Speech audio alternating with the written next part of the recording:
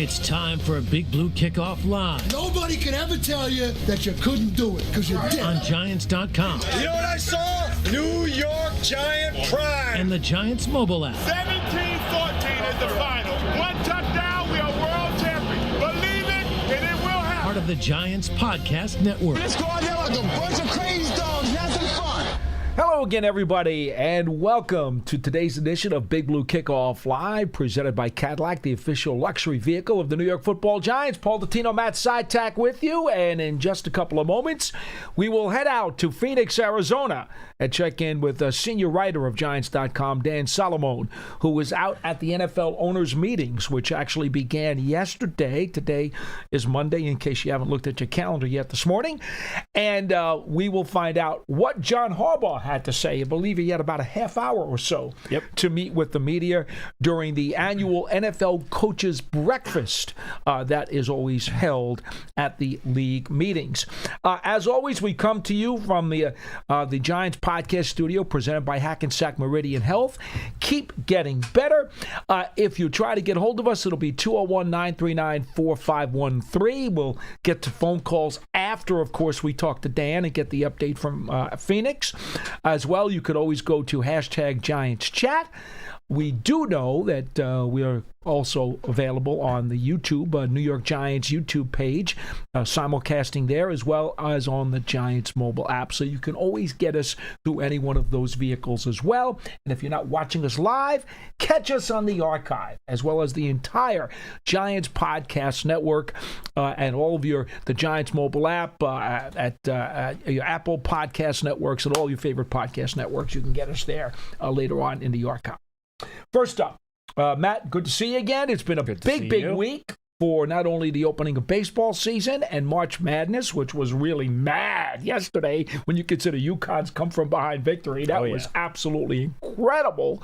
And then, of course, we still have football stuff to talk about. But I'm curious, before we get to Dan, thoughts about how opening day went with your New York Mets. They won. We did, yeah. It was a nice game, nice opening series. You were looking forward to that for a long time. I was. I'm a huge Mets fan. Mets and Giants are my two favorite teams, so I was very much looking forward to opening day.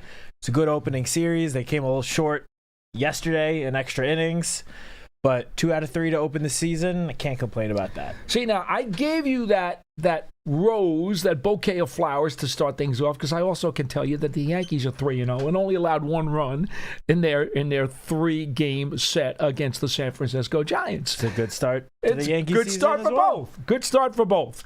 Right now, it's a good time to be a New York baseball fan. Basketball fan, well, a little disgusted with the Knicks last night. What are you going to do? Hockey They just came off a big winning streak, though. They did. They did. Can't win every game. No, can't win every game. Knicks are in good shape. And that's coming from a Brooklyn Nets fan. Yeah, well, the Knicks are in solid shape. I wasn't thrilled with the way they played last night. I wasn't thrilled. But anyway, it is what it is.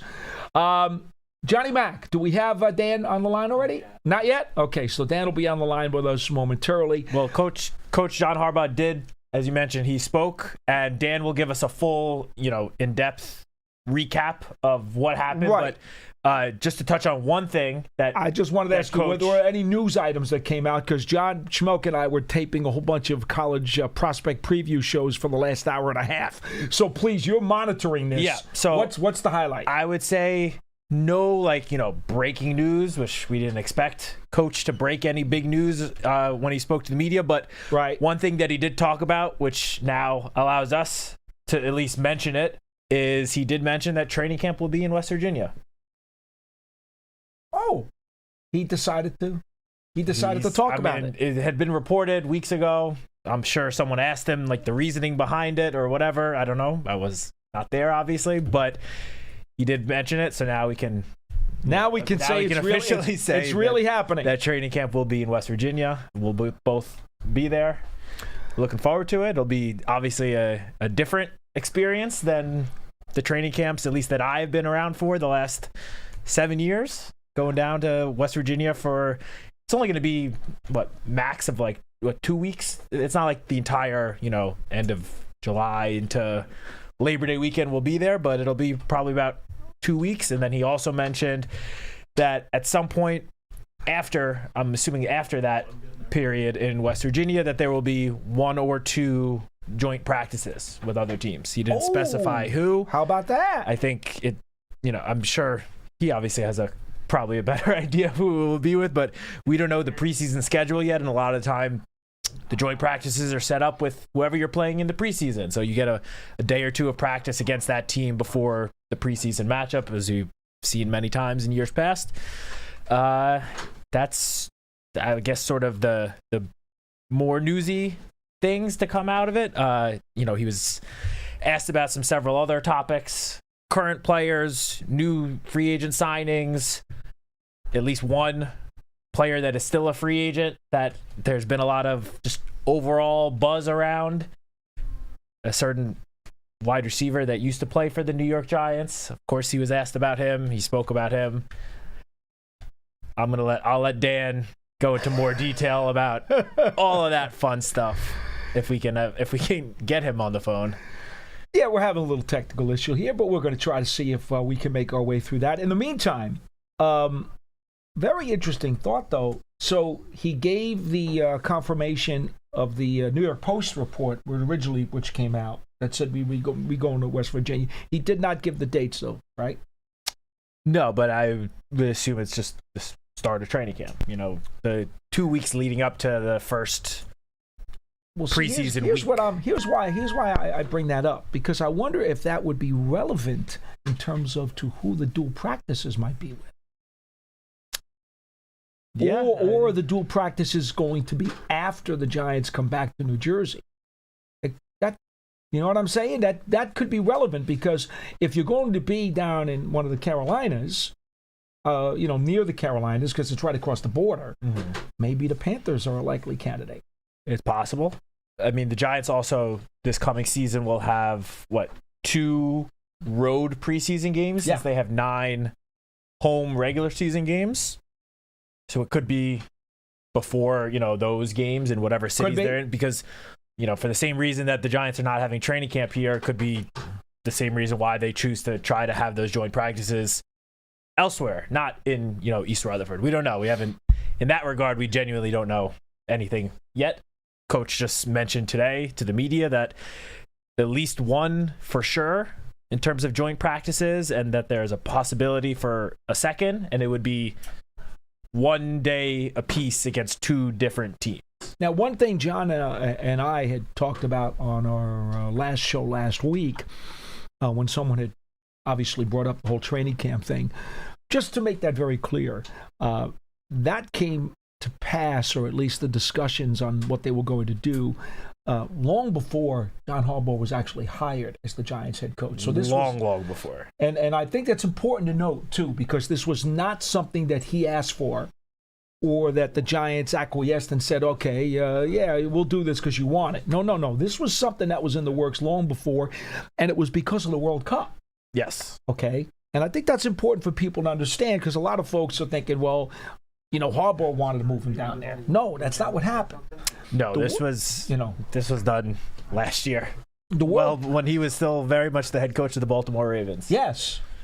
And just so you are aware, folks, if you haven't been aware, and I want to make sure that you are, because it's very important if you travel around these parts at all. The World Cup, they're going to build, the FIFA people are going to basically build a mini city in the parking lot here at the Sports Authority property. And it's going to be quite congested. And security is going to be at a very, very high, in fact, dare I say, ultra high level. Obviously, we're talking about a tremendous amount of people here, international people, high-level people, a lot of money invested in this. It's a big, big, big, big deal. And so they're going to build a mini-city in the parking lot, and by the time the World Cup is done, and I think the last game was July 19th, as I recall. Around there, yeah. Okay? By the time they're done with the games, they still have to break everything down. So it becomes absolutely insane to expect the Giants to hold a normal training camp here while they're breaking down a mini city literally a few yards away. Yeah. I mean, it just doesn't make any sense. No, that would be very, very difficult logistically And honestly, I know it might be, a disappointment to some fans who love coming to training camp every summer, and we love having you guys here. But given the logistics, it would have been just an absolute nightmare to try to have fans come here. The thousands of fans that come to each of those open training camp practices. So for, at least for this upcoming summer, we'll be down in West Virginia. And I don't know what it'll be in terms of what the practices will be like down there in terms of open or not. I'm sure we'll have some sort of announcement sometime in the near future, but yeah, we're just going to have to do something a little different this summer. It's, again, the World Cup does not happen often that the World Cup is literally playing in our stadium. So while it is inconvenient in some ways, it's also very cool in other ways. So exactly. So just wanted to get that out of the way. We did explain it on one of the shows last week, but I thought for those of you who may have missed it, it's important that you understand exactly how that came to pass and why it's important. Because for safety reasons and everything else, logistically, it would have been a nightmare to have camp here and then have the fans come here while all that stuff is going on right next door. Yeah. Would have been nuts.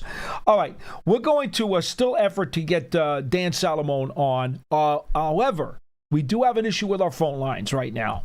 So what I've been told is that we don't have proper phone line communication. So please, folks, go to our YouTube page, New York Giants on YouTube, and because we're simultaneously streaming live there, you can send your questions and comments to us there, okay? Also, you can go to Twitter and go #GiantsChat. Those are the two places where you can still get a hold of us, ask us questions, make some comments, see if we can build some stuff off of that. In the meantime... Or at us on Twitter, or to... Yes, respective Twitter accounts. At Matt Citak, at Giants WFAN. Exactly. Feel free to send some comments. Just make sure you tag us. Now, in the meantime, hello, Dan Salomone. How are you? Hi, can you hear me? I heard you're having some phone problems. We are having some phone problems, but I believe doing some construction over there. They knocked something out. They're doing a lot of things over here as they continue to deal with the Giants' construction issues. But Dan, we're so glad to have you on the show, and we're just being a little bit MacGyverish here. Paul is holding his phone up to the microphone right now. we're being MacGyverish. That's good. They just stopped the lawnmowers on the ninth green, so we're good. I love it. Well, look, I feel that it's so important that you went out there. You took a tremendous amount of effort and time, right? Blood, sweat, and tears to make it out to Phoenix. There's no way I was going to let you, not come back without being on the program. So Giants head coach John Harbaugh earlier today spoke for about a half hour, as we understand, during the NFL coaches' breakfast that they have during these league meetings. And one thing that we've already heard Matt was able to glean off of your Twitter is that he did confirm the training camp down in West Virginia. Were there any further details about the training camp issues that you can let us in on besides the fact that we know the West Virginia thing is going to happen? No, other than it seemed like it was a done deal when he was interviewing with the job. They kind of asked him about it during the process, and he said, yeah, let's do it. He's, excited for that opportunity. It's kind of rare these days that teams, get away. They usually teams to stay around the facility now these days, but he says it's a good opportunity for the team to come together. It's a young team with a new staff. It's a good opportunity, he said, to get up in the hills in West Virginia, kind of bond. They go out to dinner together, have the off day together, and be a good time to come closer away from the facility. And then the other part of that too is he's confirmed there will be. He was talking with a coach on the way in. We don't know what coach, but a joint practice is definitely one for sure. Maybe two with another team, 1 day apiece. So that's where it stands with that. We were speculating on maybe because the Giants will be in West Virginia, Carolina's right across the border, that potentially the Panthers might make sense. Yeah, you never know. We'll see when that time comes. All right, so now I got to ask, since not even looking at your Twitter, but just looking at the beat reporters' Twitters and NFL Twitter, One of the buzziest things to come out of Coach Harbaugh's presser was the questions he was asked about a certain former wide receiver for the New York Giants who is currently a free agent. So can you just tell us what Coach said about? I have no idea who you're talking about. No, he said, of course, about Odell. He said his stock answer, you look at every option. If he's an option, they will look. He did say, they text a lot. They talk a lot, and he says he's one of his favorite people, not even one of his favorite players in the world. He said one of his favorite people in the world. But it's kind of like everything, if it's an option, they'll look at it, and it's always about if it'll work for the Giants, they would do it. Did Coach Harbaugh at all indicate how busy or how much more the Giants might do? We know they've added nearly 24 players, either re-signs of their own or going out and signing over a dozen players from other teams. Did he indicate to you whether or not they've kind of put the brakes on adding additional players at this moment? I wouldn't say that. He kind of kicked off everything about just kind of a general thing where they stand after free agency. They say, they start to establish, what they're going to be about. It's always about finding the person at the right place, right time, right price. That's kind of what Ozzie Newsome kind of was their philosophy there. You get them where you can, when you can. And then going on, I know that question kind of goes into the offensive line, where things stands there. And he said, it's like the team. It's a work in progress. They still have some more in free agency. They have the draft, and they also have, their roster to deal with there and go from there. In fact, can I follow up on the offensive line before I go back to Matt? Evan Neal was a name who we've talked so much about over the years, and then suddenly, and maybe surprisingly to almost all of us, re-signs with the Giants.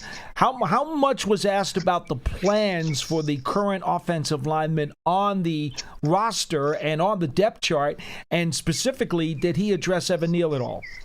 Yeah, he was asked about him and Zudu kind of in the same boat, and that's kind of when he pulled out a quote from George Bernard Shaw, of all people. And he wanted to make sure, I want to make sure I get the quote right. He wanted to make sure he got the quote right. Some men see things as they are and ask why.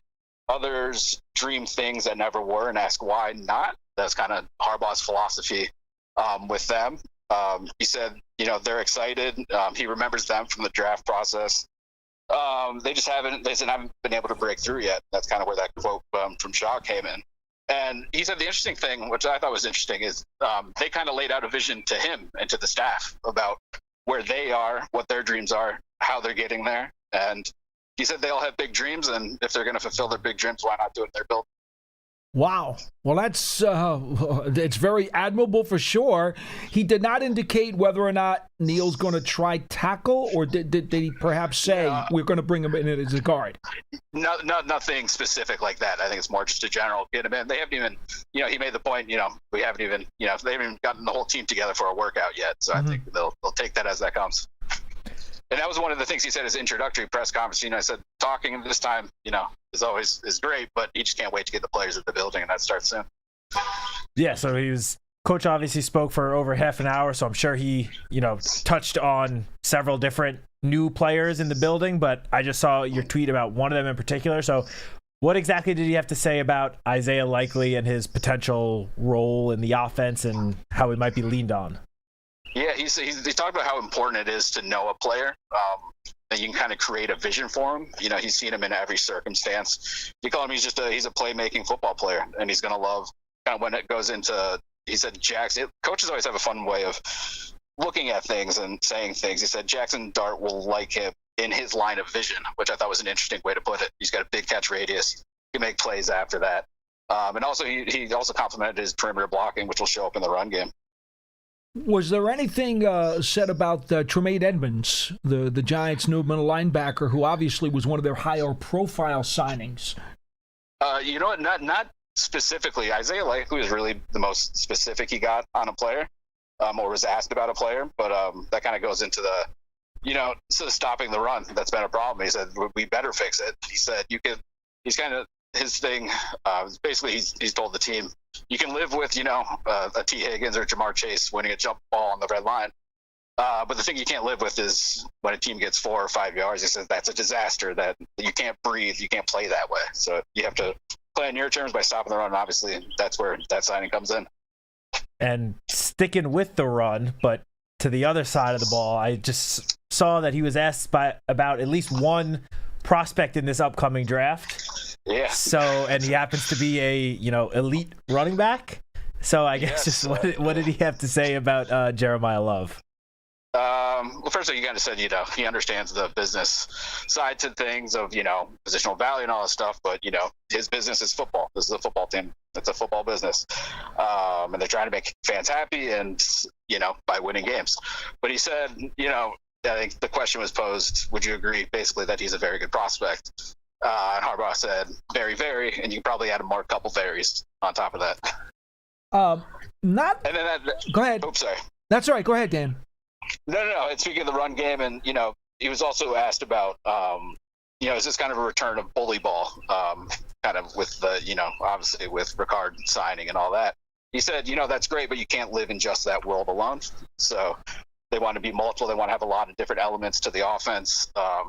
Fun way he put it. I think he said he wants the offense to be elegant enough to deal with complicated defenses, but still, run the ball when they need to.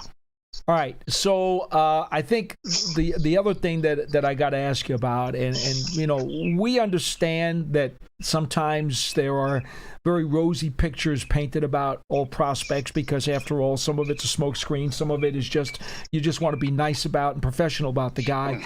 But the other day, I guess John Harbaugh was on a podcast. You may have heard about this, Dan, because he was talking about one of your favorite players. Caleb Downs. And he actually used the words potential Hall of Fame in the same sentence as Downs. Did that topic come up at all? It did not. It did not, actually. Nothing too specific. I was wondering that, too. But again, to your point, it's also about what he's asked about. He wasn't asked specifically about Caleb Downs in this, but I think it would go back to the same, stock answer about free agency. If it's going to help the team, they would do it. And obviously, he has a track record of success, with safeties and everything. Sure. So you're telling me Coach spoke for over half an hour. You were there the whole time, and you did not ask him one question about any of the Ohio State guys? Yeah.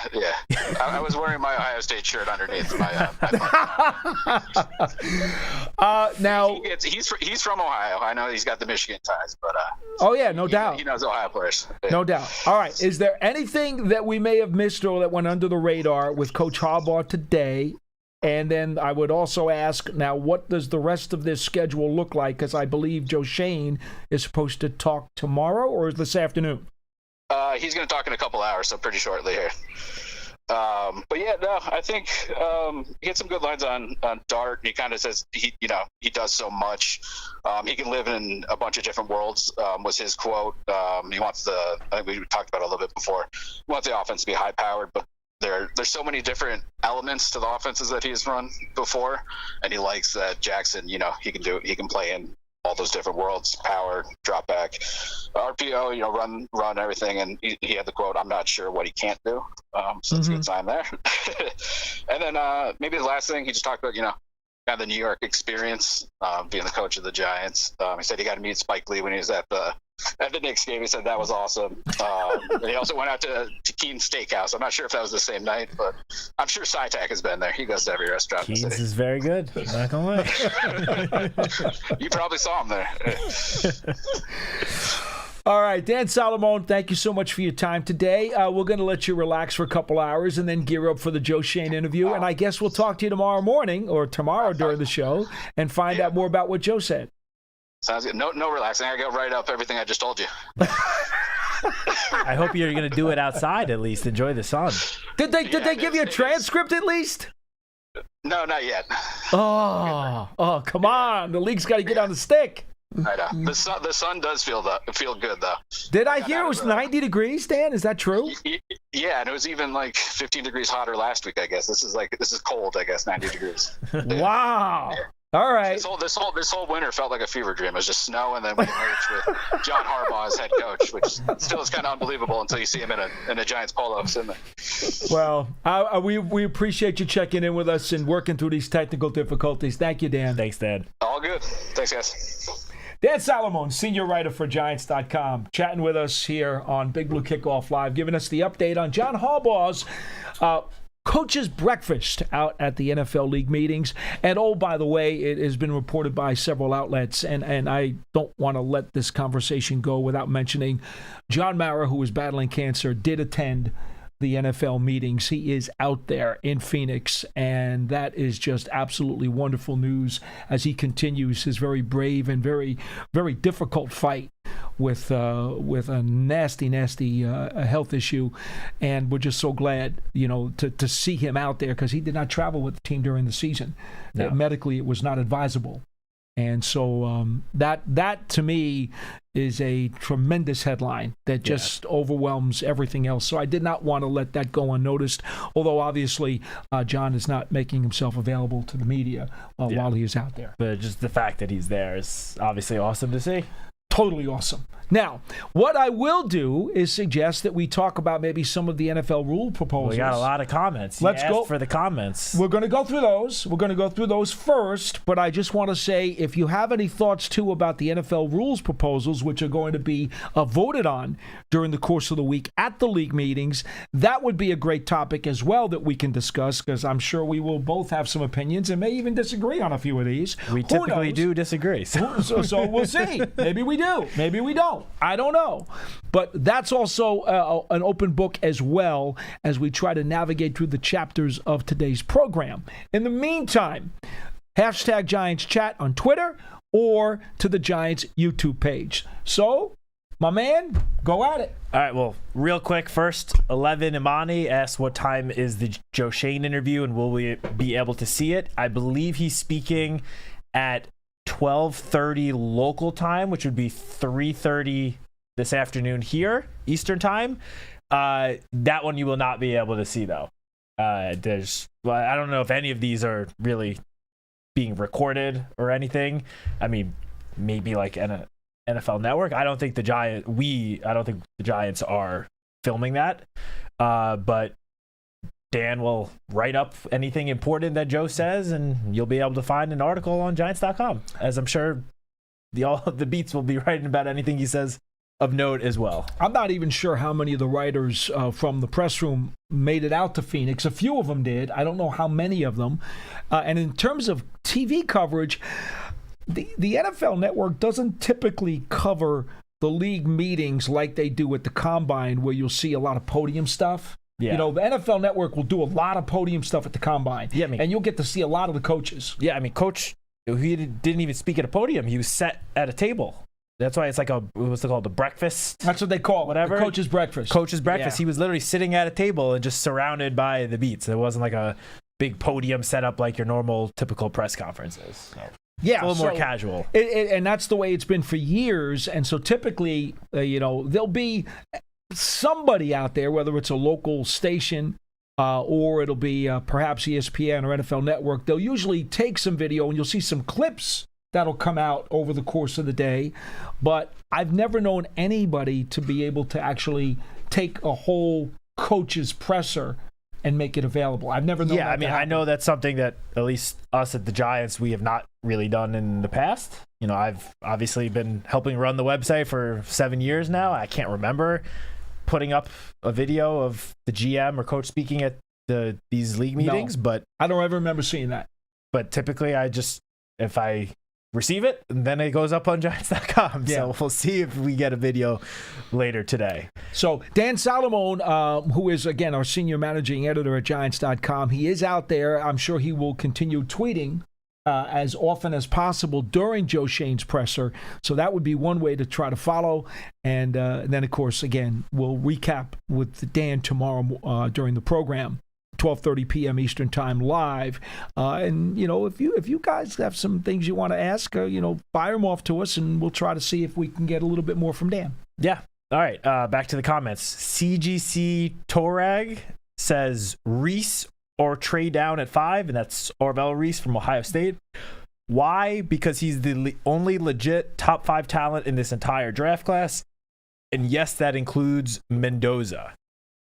Okay, that's an interesting take. Orville Reese is a phenomenal player. I think he's probably the favorite to be the number 2 pick to the Jets. And number Likely. 2, it seems to be the likely in most mock drafts. That's the popular pick at number 2. So quite frankly, I don't think he is making it down to 5. It would be great if he did. I would be very interested if he were to make it down to 5, but I don't know how likely that is. Last week I asked you if Reese should somehow drop to 5, what would you do? And we both said we jump. And I asked John Schmelk as well. The next time I had him on the program after you, and I said, I asked Matt, John, what do you think? He's like, well, you got to take him. Yeah. So I think there's we a all reason agree. why most people think he's going to be the number 2 pick. If he somehow drops to 5, that also likely means that some of these other guys that are being discussed with the 5th pick, Sonny Styles, Caleb Downs, Jeremiah Love, some combination of those 3 are not going to be there at 5 if Marvel Reese is still available. So that would make it even more enticing to take him at 5 if he happens to be there. And here's what, and I think we would all agree, I didn't go further on this, but I think we would all agree on how you would do this. You take him at 5 if he slips, and you play him next to Tremaine Edmonds. And then if Tibbs leaves at the end of the year in free agency, then you worry about maybe making him part of the mix for the edge rusher thing. But I think for the first year, he's an inside backer. He's an off-ball guy.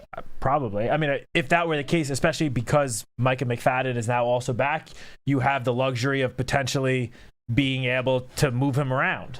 I'm not saying you should move him to a different position every single snap, but you could have him primarily line up maybe next to Tremaine Edmonds, but you could also then, in certain packages, have him go up front and line up with, have him, Kayvon, Brian Burns, Abdul Carter, a 2026 version of that, the NASCAR package that we saw 20 years ago.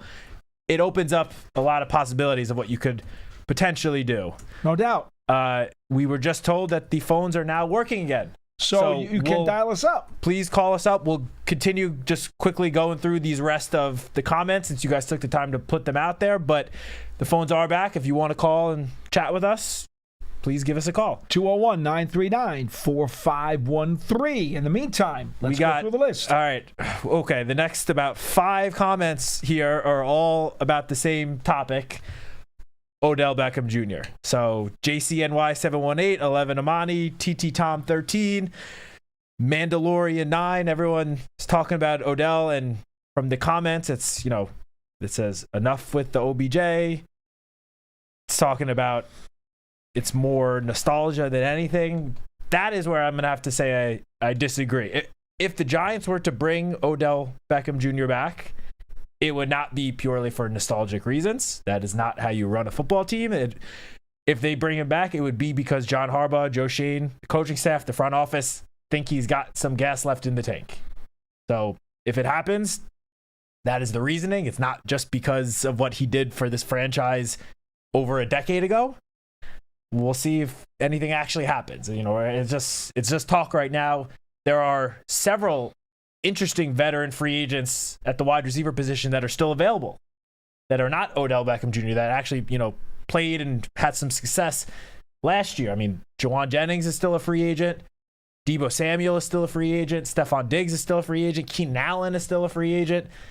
Those 4 guys I just mentioned, the contract that they demand will vary. Some will be more expensive than others.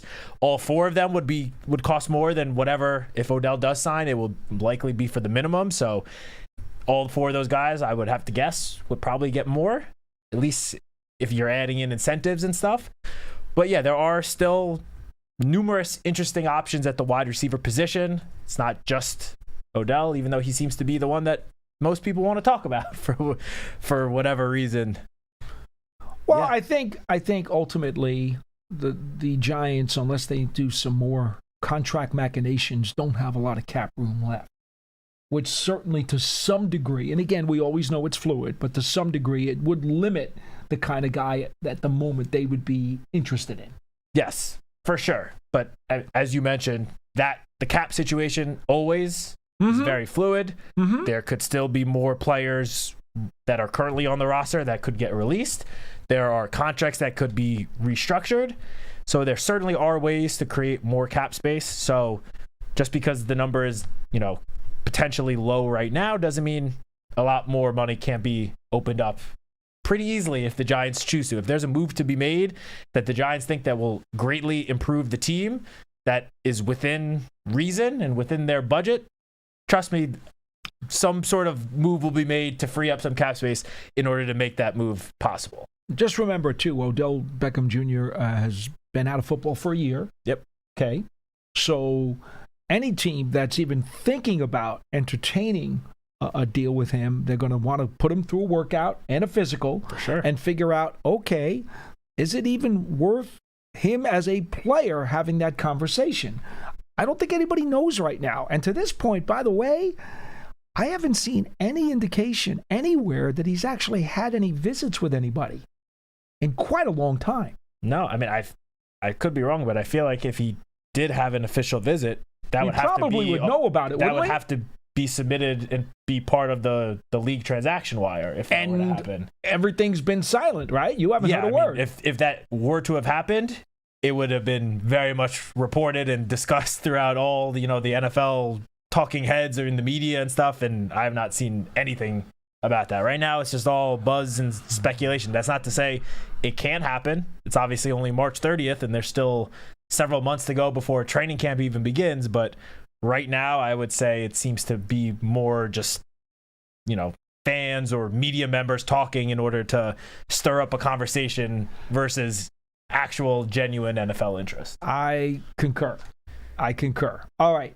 Folks, remember you can subscribe to the Giants Huddle podcast. Got all kinds of long-form interviews there with Giants personnel, NFL personnel, and dignitaries and analysts that cover Big Blue and the league.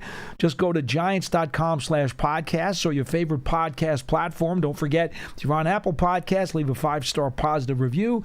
Lets us know that you really do appreciate what it is that we're doing. Okay, do you have another item to throw up? We got two about training camp situation. JCNY718 mentioned that they are also doing construction in the Citi Field parking lot as well. That is true. There is a big project being built, a developmental area being built there. So it will make parking difficult to go to Mets games. I would suggest taking the subway. But I have that luxury of living in the city. So I was going to say that's going to be pretty nasty around there, too. Yeah, and then Ross C. from Levittown says, I think going to a different location is going to be great for this team and new coaching staff.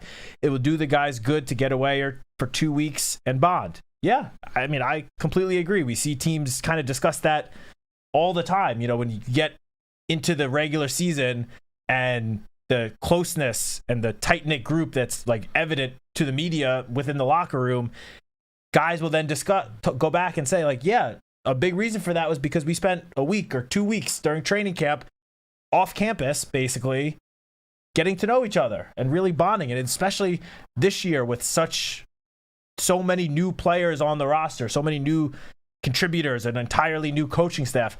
I completely agree. Not to say it's, that every player is going to love, obviously, leaving their family for a couple of weeks. I certainly am not that part. I'm not, pumped about leaving my wife and my dog, but they're happy. My wife, maybe. Trust me, my family can't wait to get rid of me. But it really says something when, you have 2 weeks where there's no one else really around. It's just the guys in the locker room and the coaches, and that's pretty much it. You're forced to spend time with each other, and it's not just on the practice field. Normally in training camp, you can leave once practice is over, obviously, and go home to your respective house. Everyone's going to be staying together in whatever the arrangements are in West Virginia. So they're going to have to be forced to spend extra time together, and I think that will go a long way in helping this new locker room, including the coaching staff, really mesh and come together. I don't know what the updated number is for 2026, but when I say a very heavy majority of teams have training camp at home these days, for a lot of reasons, including business and economic and marketing and so forth and so on, that's just the way the league has gone. And so very few teams now go out of town for training camp, but whatever. Let's go to a phone call since we have one. Ralph from Hackensack is on line 1. You're the first caller, believe it or not, on BBKL today. Hello. Hey, Paul. Hey, man. How you guys feeling? Good to talk to you. How you doing, Ralph? Good, thanks.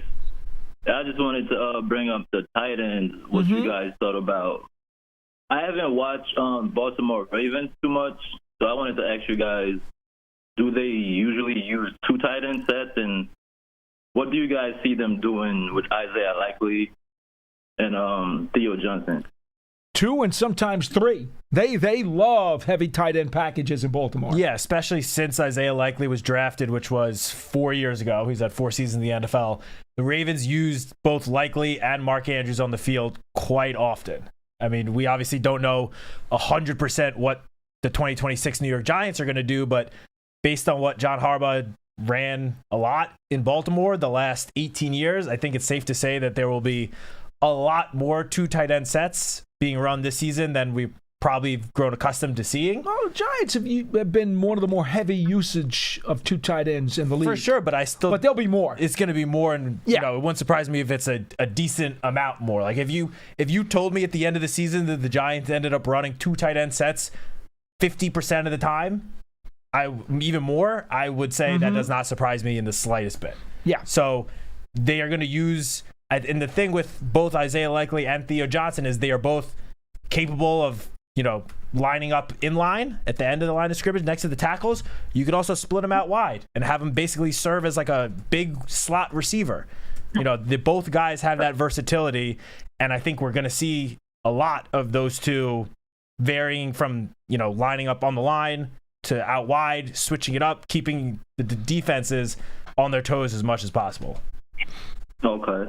And the reason why I brought that up is I wanted to make another point about the draft, but I do like Theo Johnson a lot, so I didn't really know if there was like a tight end 1 or tight end 2 situation. Well, likely, I've been saying for the longest time, because of the Matt Nagy connection, you'll see him become the slot tight end.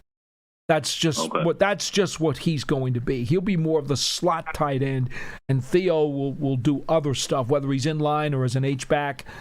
I think likely he's going to get more slot tight end snaps than Theo will. Yeah, I mean, look, just based on obviously the reported details of the contract Isaiah Likely signed, I would say wouldn't surprise me if he is on the field slightly more than Theo Johnson, but I don't think it's going to be a starter and backup situation. It's going to be more like situational, a 1A, 1B. No, and again, both of them on the field a lot at the same time. Matchups, scheme, situational. There'll be some weeks where I bet you Theo Johnson does get more snaps, and others where Likely's going to get more snaps. Okay. And also, it depends on score, right? If the Giants are way behind, then they're going to want to throw it around more. You'll probably see more Likely. Yeah, and if the Giants are winning, which obviously we hope that happens a lot more this year, you could even see a lot more of, Chris Manhertz or whoever ends up being the blocking tight end on the roster could end up getting more snaps than one of the other 2. Thank you, Ralph. Okay. Appreciate the call. Please call again, another show. Thank you, Ralph. 201-939-4513. Only got a few minutes left, but at least we have the phones up and running again. Walter in Monticello is on line 2 on Big Blue Kickoff Live. Hello. How you doing, guys? Very well, thank you. How are you? Pretty good. I just wanted to talk about how good I think the Giants did in free agency. Well, they were busy. Yeah. Yes, very busy. And I'm glad to have Dawn here because I think she did a lot of things to open up some things to get a lot of free agents. Well, it's interesting you mentioned that. I went over it. Dawn Aponte, by the way, came from the NFL. She was VP of in the front office football operations and cap stuff. She comes over to the Giants as their cap guru, as a Giants VP. And talking to somebody who really knows cap stuff, they said to me what they noticed right away about Dawn's contracts, the bulk of the contracts that she did this year, and we see a lot of one-year deals, of course, which is helpful when you don't have a ton of money to spend. But she was really, really good about using practically, outside of void years, okay, which the Giants still don't seem to really want to use.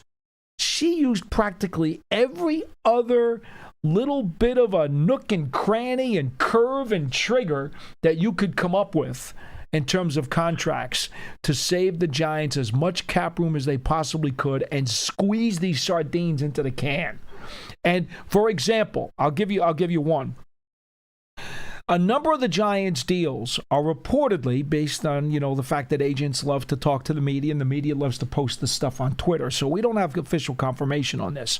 But based on media reports, a bunch of these deals, Matt, especially the one-year deals, have not just incentives, but multi-layered incentives to where every 10 catches or every more extra 250 yards, there's another level of an incentive. Build on, build on, build on, build on. Which when you do that, obviously when the person doesn't reach it, you're saving all that extra money. But if they have the kind of year that the player thinks they can have, and if that turns out to be a tremendous signing, well, then they'll get more money. But a lot of that money, because it's all in the incentives, and it's going to get pushed into next year's cap. Correct. You also have appearance bonuses, snap bonuses, things of that nature, which also can help deflect money into the future. Not likely to be earned incentives also deflect money. Injury waivers also help to deflect money. The Giants went and pulled out a whole bunch of paper clips out of the box and started piecing a whole bunch of things together to get these contracts underway. So they were very aggressive.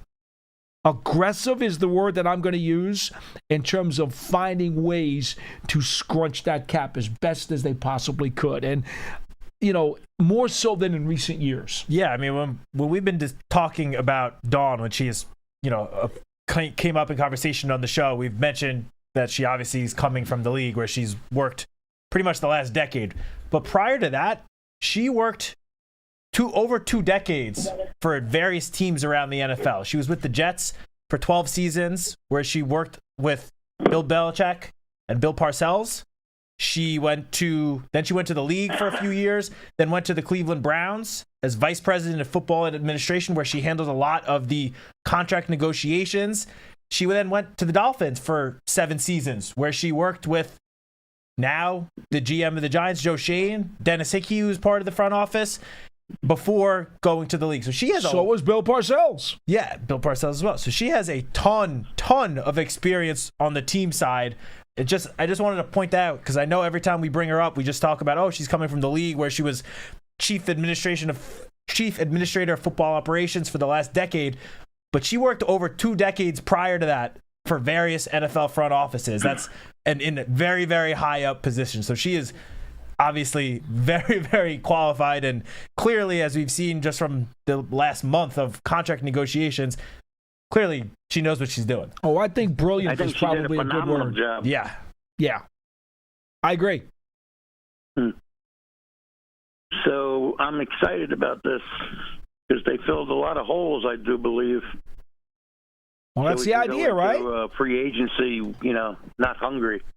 That's the idea. I mean, you go into an offseason with the ideal plan of attacking as many holes in the roster during free agency, so that when you get to the draft, you can just take the best player available. And I would say the Giants, there's still some areas of the roster that clearly could use a little more work. It's obviously, as Coach mentioned before, the roster is still a work in progress, but they did a very good job of putting themselves in a position where 3+ weeks from now, when it comes time for the draft, especially at number 5, Giants can just take the best player on their board, regardless of the position.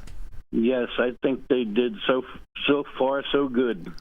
Well, thanks for the call, Walter. Thank you, Walter. Yeah, thank you. Please call us back another time, 201-939-4513. Do we have anything else on the YouTube?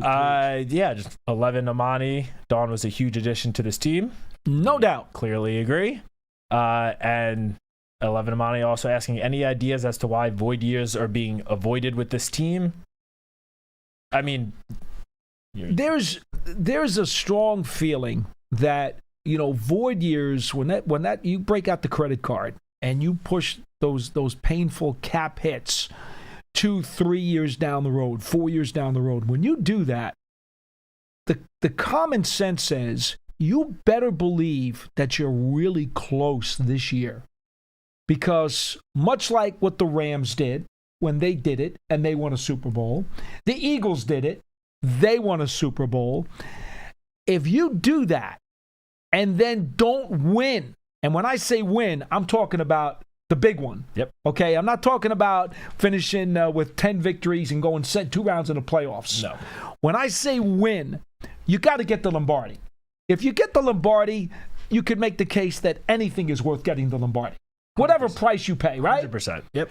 But you fall short of the Lombardi, you wind up putting yourself at risk for some serious economic deficiencies and pain over the course of the next several years down the road. Like we kind of have seen the last couple of years in New Orleans.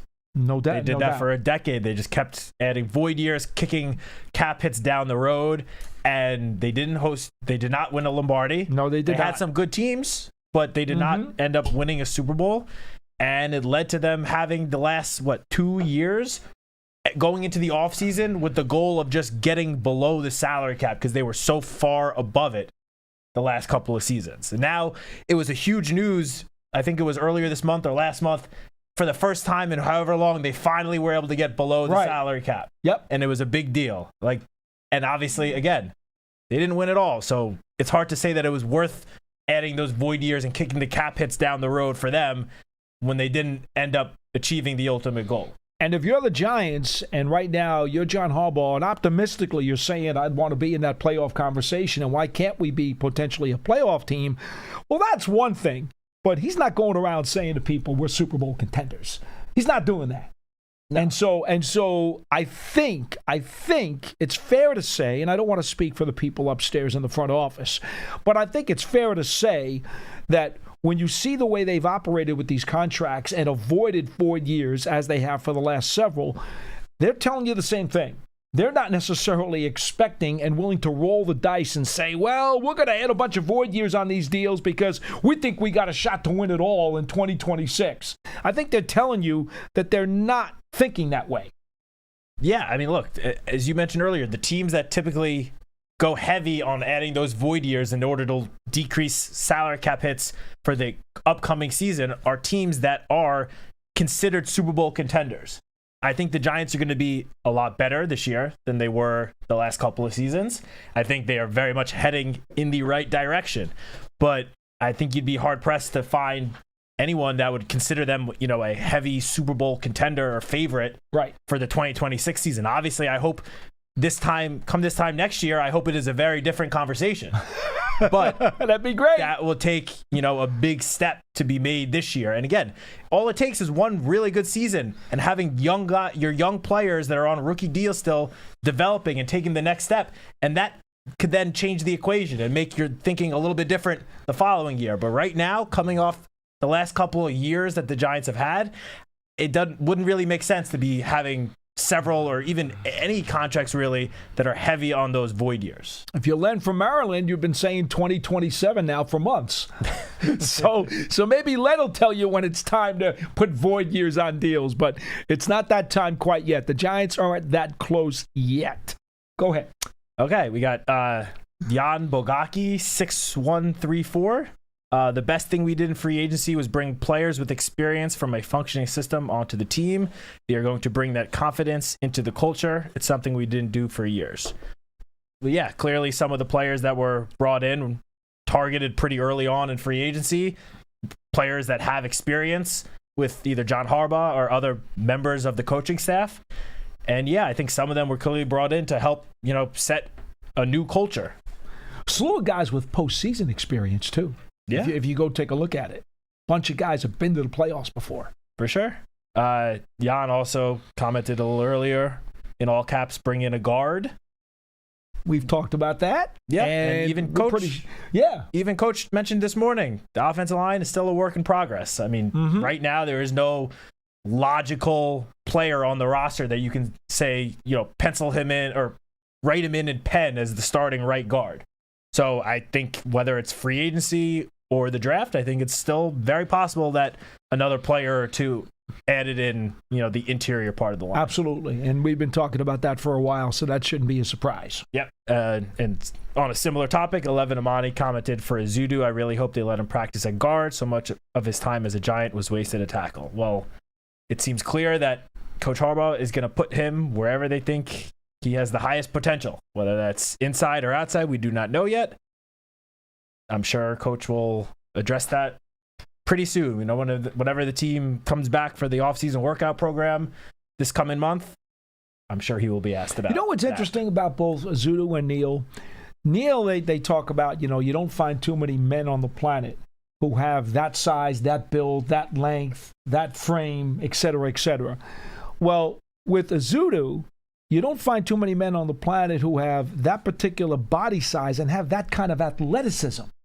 So both Neal and Ezeudu have contrasting traits that coaches really would like to get their hands on. And Harbaugh obviously thinks that there's something here that he can, work with.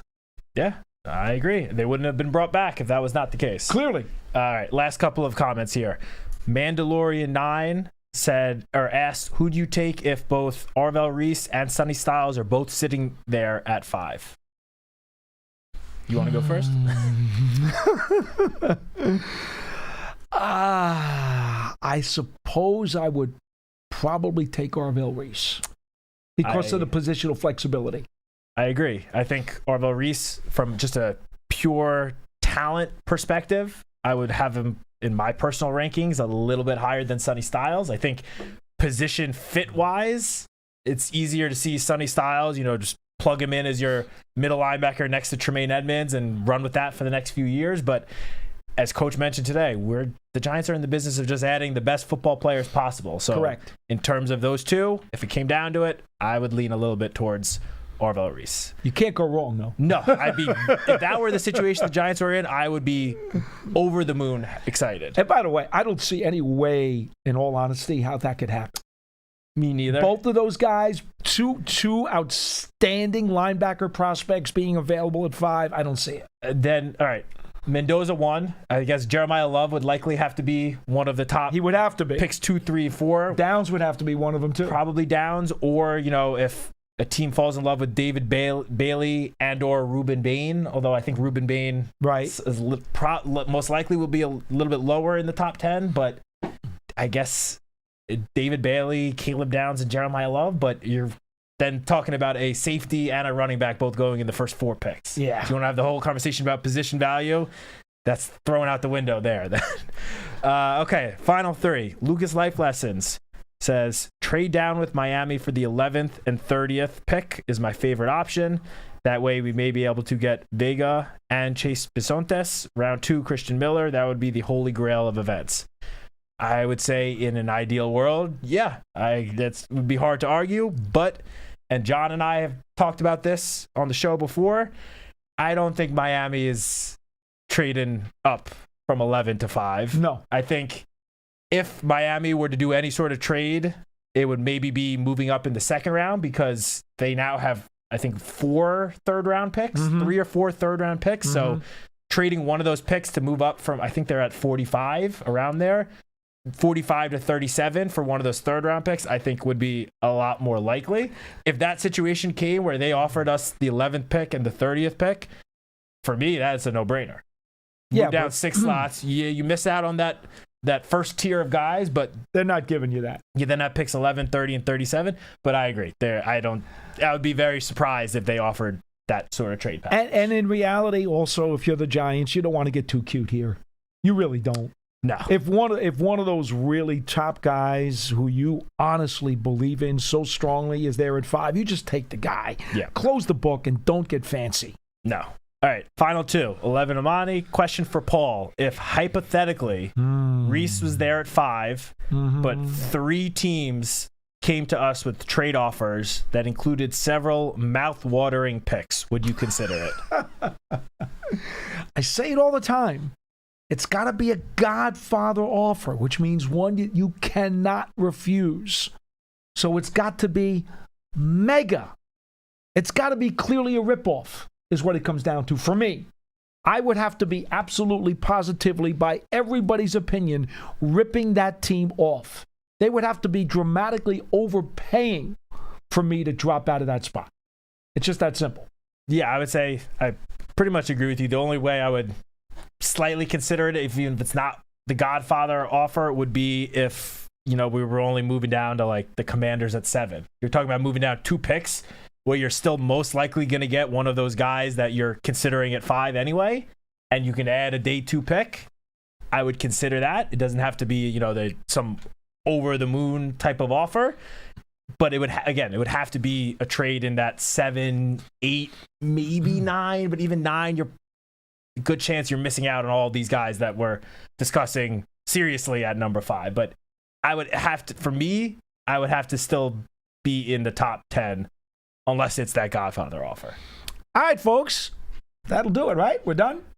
One more? Last one. One more. Aiden Fink, why isn't the Tush Push ban considered again? The UFL banned it.